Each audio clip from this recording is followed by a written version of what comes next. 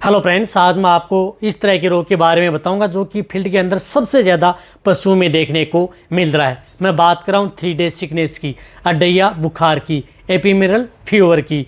जिस तरह से ह्यूमन के अंदर डेंगू होता है उसी तरह से ये जानवरों में भी एक तरह का डेंगू ही है। बहुत ही ज़्यादा, कई बार यदि समय पर यदि इलाज हो जाए तो अच्छा है, कई बार थोड़ा समय ज़्यादा निकल जाए तो दिक्कत भी पैदा कर सकता है।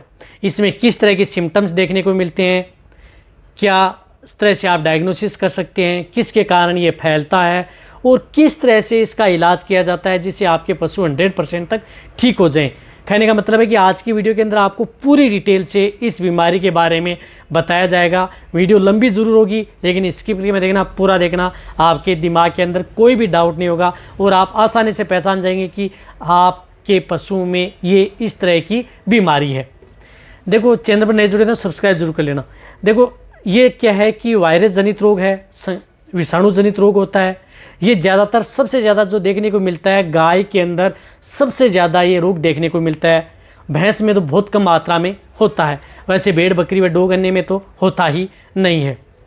ये क्या करता है कि इस रोग के अंदर क्या होता है, गाय भैंस के अंदर शरीर के अंदर बुखार आ जाती है, शरीर में अकड़न हो जाती है, जकड़न भी हो जाती है, चलने में दिक्कत करता है पशु। इस तरह के सिम्टम्स देखने को मिलते हैं और 3 दिन तक तो बहुत ज़्यादा इसका असर रहता है और फिर चौथे 5वें दिन बाद में पशु कई बार तो ऑटोमेटिक ही अपने आप ही पशु खाना पीना स्टार्ट कर देते हैं। बहुत इस तरह के पशु होते हैं जो आवारा रहते हैं, उनमें इस तरह की बीमारी हो जाती है, लेकिन उसका यदि ट्रीटमेंट भी नहीं हो पाता है तो चौथे 5 दिन में ठीक हो जाते हैं। लेकिन जो दूधारू गाय भैंस हैं या जो घरेलू पशु हैं उनमें कई बार इस तरह की दिक्कत हो जाती है, बहुत ही ज़्यादा दिक्कत देखने को मिलती है। तो इसमें सिम्टम्स आपको क्या देखने को मिलते हैं, किससे फैलता है, वायरस के द्वारा होने वाला रोग है तो वायरस द्वारा होने वाला रोग पता है कि आपको खतरनाक ही होता है। इसमें फर्स्ट दिन आपकी गाय भैंस में किस तरह के लक्षण देखने को मिलते हैं।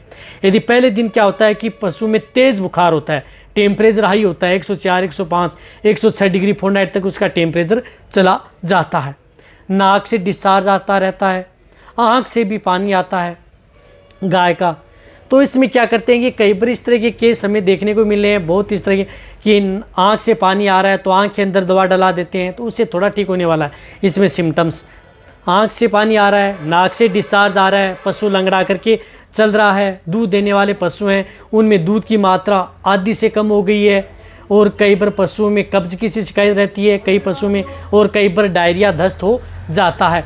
इस तरह के सिम्टम्स हमें पशु में देखने को मिलते हैं जब फर्स्ट दिन पशु में इस तरह की ये वायरस के सिम्टम्स हमें देखने को मिले। तो इसी तरह से पहले दिन पशु में क्या होता है कि पशु बार बार सिर हिलाता है, पशु खांसता है, खांसी आना स्टार्ट भी हो जाती है, कमजोरी आ जाती है, शरीर में कंपार्ट पैदा हो जाती है। तो ये देख लेना चाहिए कि पहले दिन आपकी गाय भैंस में इस तरह की सिम्टम्स यदि पशु में देखने को मिल रहे हैं तो आपको देखना चाहिए कि पशु में 3 डेज सिकनेस यानी TDS हो चुका है, जो ये बुखार हो चुकी है, नाक से आँख से पानी आ रहा है, लंगड़ा करके चल रहा है, ये दिक्कत है। दूसरे दिन क्या होता है कि पशुओं के जो पैर है वो लंगड़ा करके चलता है और एक पैर दूसरे पैर इस प्रकार से उठाता रहता है जैसे खुर के अंदर कुछ हो गया है। इस तरह के सिम्टम्स देखने को मिलते हैं और पशु जब बैठ जाता है तो पैर को सीधा खड़ा करके लेट जाता है। इस तरह के सिम्टम्स पशु में देखने को मिलते हैं। तीसरे दिन क्या होता है कि धीरे धीरे पशु रिकवरी लेना स्टार्ट हो जाता है। तो आपको करना क्या है, देखो ये आप इस तरह की यदि दिक्कत है तो ये देख लेना चाहिए कि पशु में जो क्या हो चुका है, ये फीवर हो चुकी है। कौन सी, एपिमेरल फीवर। ये लंगड़ा बुखार नहीं मानते आप, कई इस तरह के कहते हैं कि सर इसमें लंगड़ा बुखार हो गया, लंगड़ा बुखार कहाँ, लंगड़ा बुखार में तो कहाँ पर भी यदि पशुओं की बॉडी में सूजन आ जाए, पुट्ठों में है, उसके बारे में मैं आपको एक अलग से वीडियो लेकर के आऊँगा पूरी डिटेल से, ट्रीटमेंट से। शायद लंगड़ा बुखार अलग होता है, ये अलग होता है। यदि इस तरह के सिम्टम्स इसमें देखने को मिले तो आपको इसका इसी तरह से ट्रीटमेंट करना चाहिए। अब कौन सा ट्रीटमेंट करवाना चाहिए, यदि आपके पास नज़दीक यदि वेटरनरियन है तो उनसे सलाह ले लेना चाहिए और जो मैं ट्रीटमेंट बताऊँगा वह ट्रीटमेंट आप अपनी गाय भैंस पर करवा लेना चाहिए। चाहे आपकी गाय भैंस दूध देने वाली हो चाहे नो सभी में सेफ रहता है। तो इस स्थिति में आपको सबसे पहले इंजेक्शन लेना है एनाल्जेसिक एंटीपायरेटिक, यानी दर्द सूजन व अकड़न के लिए, टेम्परेचर को तोड़ने के लिए। ऐसा नहीं है कि बहुत भारी इंजेक्शन लेने की ज़रूरत है, आप पशु में नॉर्मल इंजेक्शन जिस तरह से मिलोक्सिकेम एंड पैरासीटामोल का 60 का इंजेक्शन आता है, मिलोनेक्स प्लस, ये इंजेक्शन काफ़ी होता है इस तरह की फीवर में। जब यदि पशु में इस तरह की दिक्कत हो जाए, जो इस तरह का इंजेक्शन आता है इसकी डोज 1 ml पर 20 kg बॉडी वेट उसको इंट्रामस्कुलर अपनी गाय को लगवा देनी चाहिए। यदि जिस प्रकार से 400 kg की बॉडी वेट है तो 20 ml से लेकर के 500 है तो 20 ml से लेकर के 25 ml इंट्रामस्कुलर ये इंजेक्शन अपनी गाय भैंस को जरूर लगवा लेना चाहिए। और थोड़ा बॉडी वेट कम है तो 10 ml भी आप इसका प्रयोग करवा सकते हैं। इनके साथ साथ आपको इंजेक्शन एक CPM की ज़रूरत होती है, क्लोरफेनेरमाइन मेलेट CPM इंजेक्शन जो हम प्रयोग करते हैं, जिस प्रकार से कैडिस्टिन है जेनिक्स का, ये 10 ml से लेकर के 15 ml इंट्रामस्कुलर ये इंजेक्शन भी बहुत ही ज़्यादा ज़रूरी है। यदि आपकी गाय में इस तरह की यदि दिक्कत हो जाती है, फर्स्ट दिन आपको ये इंजेक्शन भी उन पशुओं को ज़रूर लगवाना है। इन्हीं के साथ साथ आप अपने पशुओं को एक एंटीबायोटिक इंजेक्शन भी ज़रूर लगाएं। एंटीबायोटिक इंजेक्शन बहुत ज़्यादा ज़रूरी है क्योंकि ये वायरल हो चुका है, पशु में फीवर हो चुका है, तो इसमें एंटीबायोटिक ऐसा नहीं कि बहुत ज़्यादा आप सेफ्ट्रीजोन, सल्बाक्टम या अदर जो एंटीबायोटिक है वो लगाएं। नॉर्मल एंटीबायोटिक इंजेक्शन से आप इस तरह के पशुओं को कंट्रोल किया जा सकता है। पेनिसिलिन ग्रुप की एंटीबायोटिक लगाएं। फील्ड के अंदर बहुत इस तरह केस देखे हैं, बहुत अच्छी तरह से पशु ठीक हो जाते हैं। पेनिसिलिन ग्रुप में आप स्ट्रेप्टोपेनिसिलिन एंटीबायोटिक आती है, जिस तरह से आता है DCR, ये 5 ग्राम गाय या भैंस हो उसे 5 ग्राम इंट्रामस्कुलर आप इस इंजेक्शन को लगा सकते हैं।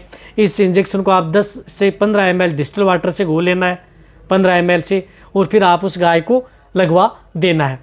ये जो मैंने आपको ट्रीटमेंट बताया ये सभी के पशुओं के लिए प्रेगनेंसी सेफ भी है। यदि पशु प्रेग्नेंट नहीं है और टेम्परेचर बहुत ज़्यादा हाई हो जाता है तो उस स्थिति में आप नीमोसलाइड एंड पैरासीटामोल इंजेक्शन का प्रयोग कर सकते हैं, वह भी बेटर रहता है। जिस तरह से ये है नीमोसलाइड एंड पैरासीटामोल साल्ट का, ये इंजेक्शन भी प्रयोग कर सकते हैं यदि, लेकिन प्रेग्नेंट पशुओं को ये साल्ट इंजेक्शन नहीं लगाना है, वरना आपको मिलोक्सिकेम ही लगाना है। अब क्या करना है कि ये आपको फर्स्ट दिन ट्रीटमेंट करके आना है।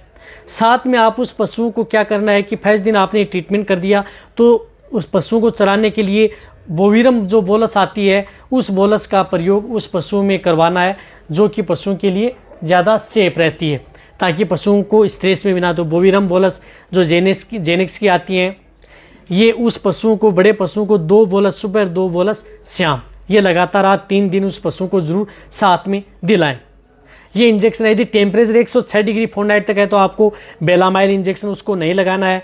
103 104 तक है तो आप उसे बेलामाइल लगवा सकते हैं, वरना आप जो आईविट प्लस आता है मल्टीविटामिन इंजेक्शन आता है वह इंजेक्शन लगाएं। यदि टेम्परेचर 103 से 104 है तो आप जिस प्रकार से आईविट प्लस आता है, मल्टीविटामिन इंजेक्शन आता है, ये इंजेक्शन 15 ml से लेकर के 20 ml इंट्रामस्कुलर उस पशु को लगा सकते हैं। दूसरे दिन आपको क्या करना है कि यदि पशु में इस तरह की दिक्कत है तो आपको एनाल्जेसिक एंटीपायरेटिक, दूसरे दिन आपको एक तो मिलोनेक्स इंजेक्शन लगवा देना है, एक आपको उसको CPM इंजेक्शन लगवाना है, एक आपको मल्टीविटामिन इंजेक्शन साथ में ज़रूर लगवाना है। यदि थोड़ी दिक्कत है, नाक से डिस्चार्ज हो रहा है, खांसी आ रही है, तो आप दूसरे दिन भी आप एंटीबायोटिक इंजेक्शन।